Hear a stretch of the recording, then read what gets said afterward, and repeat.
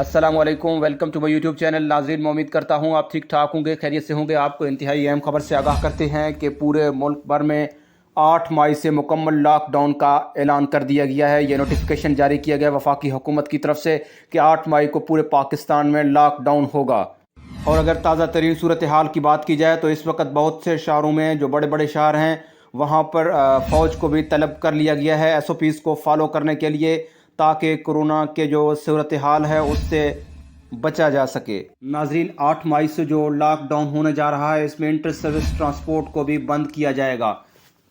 मज़ीद खबरों और अपडेट के लिए हमारा चैनल सब्सक्राइब करें, बेल आइकन का बटन प्रेस करें ताकि हर नई आने वाली वीडियो की अपडेट आपको मिलती रहे। वीडियो को लाइक और कमेंट ज़रूर करें। शुक्रिया।